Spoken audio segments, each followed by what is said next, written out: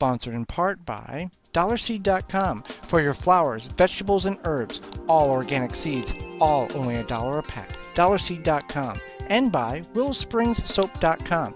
Handmade soaps with simple, recognizable ingredients, making soaps using the cold kettle process while using traditional methods. WillowSpringsSoap.com. ManureTea.com, authentic Haven brand, 100% natural soil conditioner for the home garden, for all your vegetables, herbs, and flowers. ManureTea.com, always free shipping. Welcome to the Wisconsin Vegetable Gardener Extra. I'm Joy Barrett. Whether you're a traditional ground gardener, container gardener, or raised bed gardener, having the tools you need at the time you need them can make all the difference in the world. And having all them tools all in one location can be a great advantage.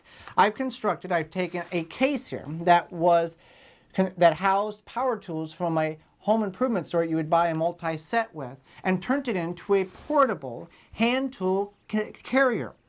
Now we've got all the hand tools, most of them, not all of them would fit, but most of them that we use day to day in the garden. And we can just simply carry this out to the garden, open it up, and use it as we need.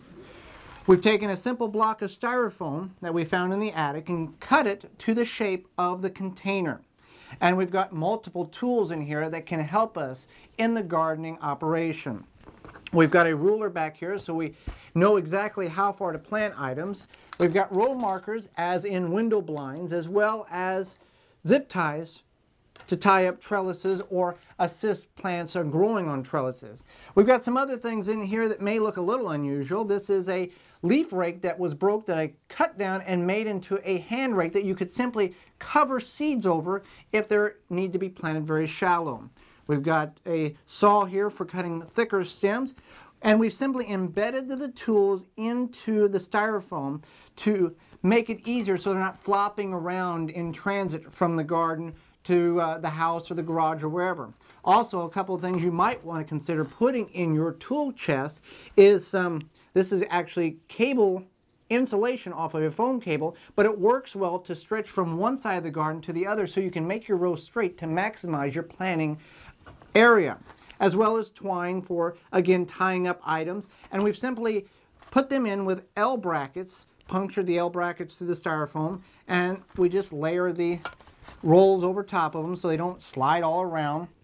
As well as we've got some small thermometers that was given to us from a friend that we can put in the soil or containers to figure out what the internal soil temperature is if it's questionable. As well as you always want to keep a marker. Now, one thing you might want to consider putting in this is a small notepad so you can keep notes while you're in the garden. If you need to do something, if you need to notate where something is, or at what time you planted it, or other information you might want to capture. So again, if you don't have a case such like this, I know what you're thinking, well, I don't want to drive around and look for something like this, and I don't have one available. Another option you may consider would be a computer bag. It works great. It has multiple pockets. You can simply put your tools in. You could put big tools in the center there, and you can carry it, strap it, carry it to the garden, hang it in the garage when you come in, as well as you could just use a recyclable grocery bag, one of them polypropylene bags, or simply just put your items in a box with dividers, a cardboard box. Works very well also. So having your tools available when you need them can really make your garden more of a success.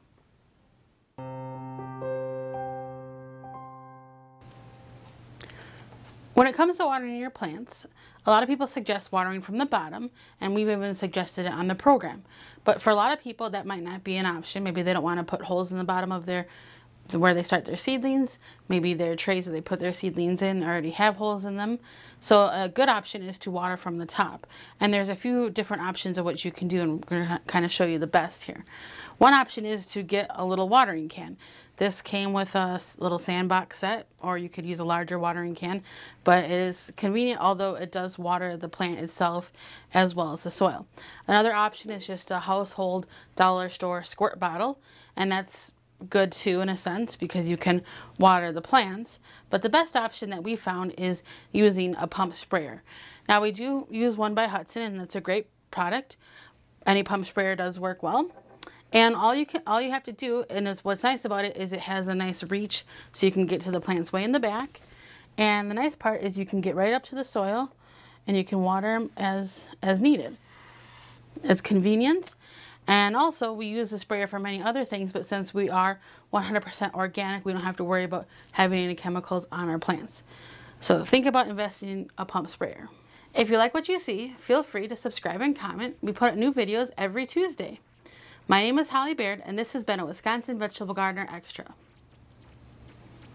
For more information, you can find us on our website at thewisconsinvegetablegardener.com.